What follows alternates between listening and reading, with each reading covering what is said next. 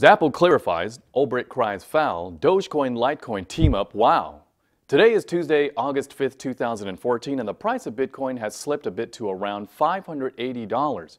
I'm Stephen Chun, and here's what's happening today in money and tech.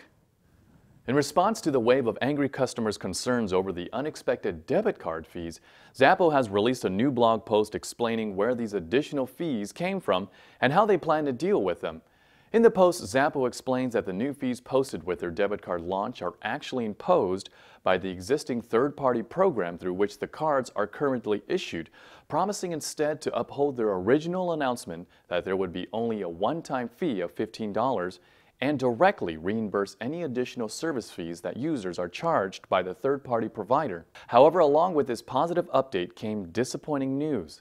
In their blog post, Xapo added that they will not actually be able to ship cards to the United States or India at this time, as originally indicated.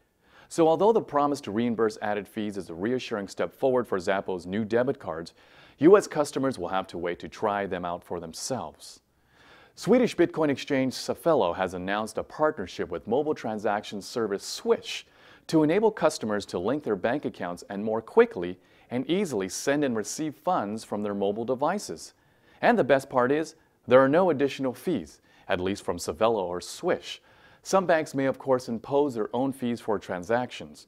The Swish app works on Androids, iOS, and Windows phones, and Xapo hopes this added functionality will help attract even more customers, calling the new service just the simplest way to buy Bitcoins in Sweden.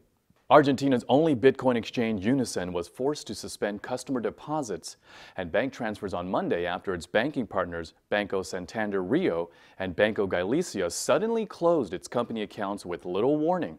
Unison partner Jose Rodriguez suspects that this new move is due to the new rules recently imposed by Unidad de Información Financiera, Argentinian's chief financial intelligence unit, which orders all financial service companies in the country to report transactions involving Bitcoin and digital currency.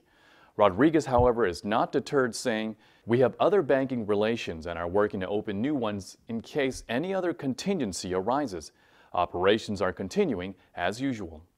Rost Ulbricht, alleged owner of online anonymous marketplace Silk Road, has released a statement via his defense team accusing the FBI of violating the Fourth Amendment.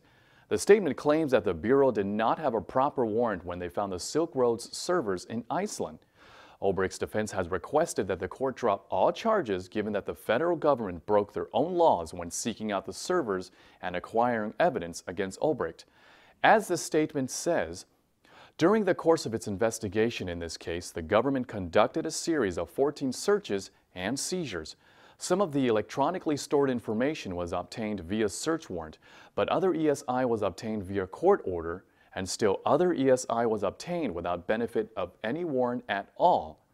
The wholesale collection and study of Mr. Ulbricht's entire digital history without limitation, expressly sought in the warrants and granted, represent the very type of indiscriminate rummaging that caused the American colonists so much consternation. Digital badge company Baznode today announced the launch of its new electronic signature platform called BlockSign, which uses the same blockchain decentralized record-keeping technology behind digital currencies like Bitcoin to give users more control over their signatures and what they sign.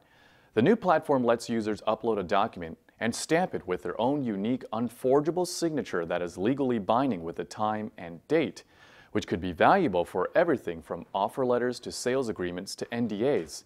And since the records are not manned by a centralized authority, but rather on the decentralized blockchain network, they can be kept more secure.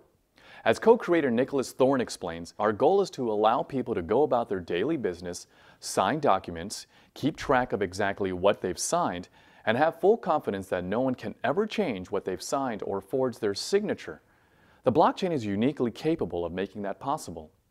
The Dogecoin development team has announced plans to allow auxiliary proof of work, or AUX-POW, to merge mining with fellow altcoin Litecoin. The price of Dogecoin has recently been in decline, accompanied by the threat of a 51% attack. In a post on the Dogecoin subreddit, the team explains, "Our topmost priority has always been to provide a stable platform for the currency and its services, and of course, its users. We hope that with AUXPOW, we can achieve that in a better way than what it currently is like.